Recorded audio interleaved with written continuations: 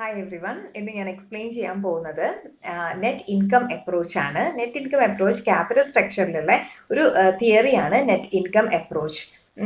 Capital സ്ട്രക്ചറിൽ കുറേ theories ഉണ്ട്. പൊതുവെ net income approach, net operating income approach, Modigliani and Miller approach, traditional approach, ഇങ്ങനെ 4 തിയറിയാണ് ക്യാപിറ്റൽ സ്ട്രക്ചർ തിയറീസ്. അതിലുള്ള ഒരു തിയറി, അതായത് നെറ്റ് ഇൻകം അപ്രോച്ച് ആണ് ഞാൻ ഇന്നിവിടെ എക്സ്പ്ലെയിൻ ചെയ്യാൻ പോകുന്നത്.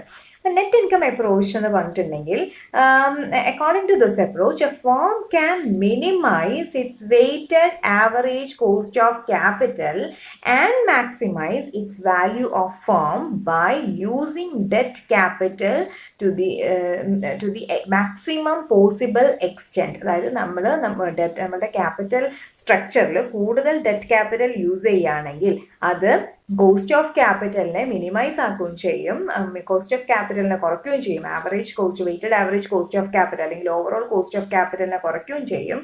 അതേപോലെ നമ്മളുടെ ഓർഗനൈസേഷൻ്റെ വാല്യൂ കൂട്ടുകയും ചെയ്യും, മാക്സിമത്തിൽ എത്തിക്കുകയും ചെയ്യും. ആ ഒരു കോൺസെപ്റ്റിനെയാണ് പറയുന്നത് net income concept, net income approach. ഇങ്ങനെ പറയാൻ കാരണം ഡെറ്റ് ക്യാപിറ്റലിൽ നമ്മൾ കൊടുക്കുന്ന കോസ്റ്റ്, അതായത് ഇൻട്രസ്റ്റ് ആണ് ഇവിടെ ഡെറ്റ് ക്യാപിറ്റലിൻ്റെ കോസ്റ്റ് വരുന്നത്. ഡിബഞ്ചറിൻ്റെ ലോങ് ടേം ലോണിനും ഒക്കെ നമ്മൾ പേ ചെയ്യേണ്ടതായിട്ട് വരുന്നത് ഇൻട്രസ്റ്റ് ആണ്. അതാണ് cost of debt capital as interest. അപ്പം ഈ interest compare to cost of equity, ഇവിടെ കോസ്റ്റ് ഓഫ് ഇക്വിറ്റി എന്ന് പറയുന്നത് ഡിവിഡൻഡ് ആണ്. അതായത് എല്ലാ വർഷവും ഇക്വിറ്റി ഷെയർ ഹോൾഡേഴ്സിന് നമ്മളൊരു എമൗണ്ട്, പ്രോഫിറ്റിന്റെ ഒരു ഭാഗം ഡിസ്ട്രിബ്യൂട്ട് ചെയ്യണം, ഓർഗനൈസേഷന് പ്രോഫിറ്റ് ഉണ്ടെങ്കിൽ മാത്രം. അപ്പോൾ ആ ഒരു ഡിവിഡൻഡ് എന്ന് പറയുന്നത് കമ്പയർ ടു ഇൻട്രസ്റ്റ് ആണെങ്കിൽ അത് വളരെ കൂടുതലാണ്. അപ്പം കോസ്റ്റ് ഓഫ് ഡെറ്റ് ആണ് ഏറ്റവും ചീപ്പസ്റ്റ് സോഴ്സ് എന്ന് പറയുന്നത്. അപ്പം അതുകൊണ്ടാണ് നമ്മൾ ഇക്വിറ്റി ആയിട്ട് കമ്പയർ ചെയ്യുന്ന സമയത്ത് ഡെറ്റ് ക്യാപിറ്റൽ ഏറ്റവും ചീപ്പസ്റ്റ് സോഴ്സ് ആണെന്ന് പറയാൻ കാരണം കോസ്റ്റ് ഓഫ് ഡെറ്റ് കുറവും കോസ്റ്റ് ഓഫ് ഇക്വിറ്റി കൂടുതലുമാണ്. ഡിവിഡൻഡ് എന്ന് പറയുന്നത് വലിയൊരു എമൗണ്ട് ആയിരിക്കും, പക്ഷേ കോസ്റ്റ് ഓഫ് ഡെറ്റ് ക്യാപിറ്റൽ എന്ന് പറയുന്ന ഇൻട്രസ്റ്റ് കമ്പയർ ടു ഡിവിഡൻഡ് ആണെങ്കിൽ ചെറിയൊരു എമൗണ്ട് ആണ്. അപ്പോൾ അതുകൊണ്ട് നമുക്ക് പറയാം ഡെറ്റ് ക്യാപിറ്റൽ ഏറ്റവും ചീപ്പസ്റ്റ് സോഴ്സ് ആണ്, കാരണം അതിന്റെ ഇൻട്രസ്റ്റ് വളരെ കുറവാണ്. ആ ഒരു കാരണം കൊണ്ടാണ് ഓവറോൾ കോസ്റ്റ് ഓഫ് ക്യാപിറ്റൽ കുറയുകയും ഓർഗനൈസേഷന്റെ വാല്യൂ കൂടുകയും ചെയ്യുന്നത്. അപ്പോൾ ഇതിന് കുറച്ച് അസംഷൻസ് ഉണ്ട്, ഈ തിയറിക്ക് കുറച്ച് അസംഷൻസ് ഉണ്ട്. ഇതിൽ എപ്പോഴും cost of debt is less than cost of equity. Cost of debt എപ്പോഴും കോസ്റ്റ് ഓഫ് ഇക്വിറ്റിനെക്കാളും കുറവായിരിക്കും. അതേപോലെ ഇവിടെ ടാക്സ് ഇല്ല, ടാക്സിന്റെ കാര്യമൊന്നും ഇവിടെ വരുന്നില്ല. ദർ ആർ നോ ടാക്സ് ആണ്, അതൊരു എസംഷൻ ആണ്.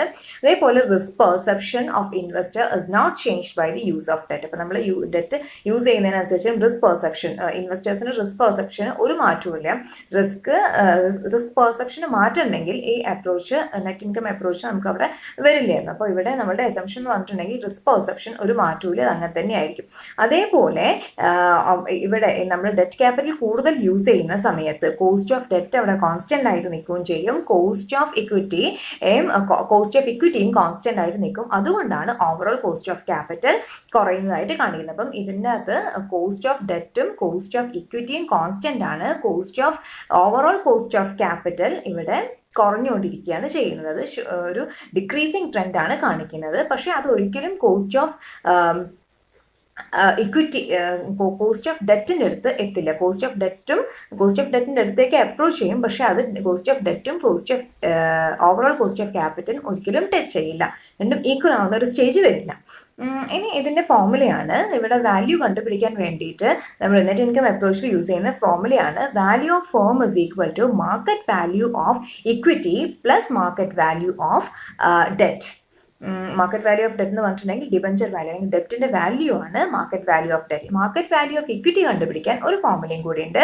Market value of equity is equal to earnings available to equity share holders divided by equity capitalisation rate. Earnings available to equity share holders എന്ന് പറഞ്ഞിട്ടുണ്ടെങ്കിൽ ഏർണിങ്സിൻ്റെ അകത്ത് നിന്ന് നമ്മൾ ഇൻട്രസ്റ്റും എല്ലാം കുറച്ചതിന് ശേഷമുള്ള എമൗണ്ട് ആണ് പറയുന്നത് earnings available to equity share holders. ഇൻട്രസ്റ്റും അങ്ങനെയുള്ള എല്ലാ കാര്യങ്ങളും മൈനസ് ചെയ്തതിന് ശേഷം കിട്ടുന്ന എമൗണ്ടിനാണ് earnings available to equity share holders എന്ന് പറയുന്നത്. അവർക്ക് ഇക്വിറ്റി ഷെയർ ഹോൾഡേഴ്സിന് നമ്മുടെ എല്ലാ ബാധ്യതകളും കൊടുത്തു തീർത്തതിന് ശേഷം ബാക്കി ഇക്വിറ്റി ഷെയർ ഹോൾഡേഴ്സിന് ഡിസ്ട്രിബ്യൂട്ട് ചെയ്യാനുള്ള എന്തെങ്കിലും ഉണ്ടെങ്കിൽ ആ ഒരു ഏർണിങ്സിനെയാണ്, ആ ഒരു എമൗണ്ടിനെയാണ് പറയുന്നത് earnings available to equity share holders. അപ്പോൾ ഇവിടെ market value of equity equity is equal to earnings available to equity shareholders divided by equity capitalization rate.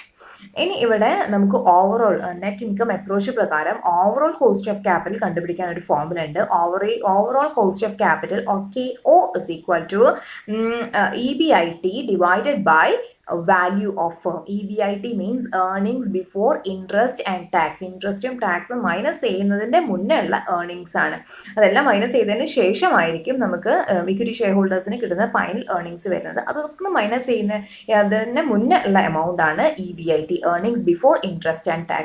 So here overall cost of capital KO is equal to EBIT divided by value of firm. അപ്പം net income അപ്രോച്ചിന്റെ formula ഞാൻ ഒന്നും കൂടി പറയാം. Net income അപ്രോച്ചിൽ value of firm is equal to market value of equity plus market value of debt capital. Market value of equity is equal to earnings available to equity shareholders divided by equity capitalization rate. Here KO, that is overall cost of capital, is equal to EBIT divided by value of firm. ഇത്രയാണ് net income approach.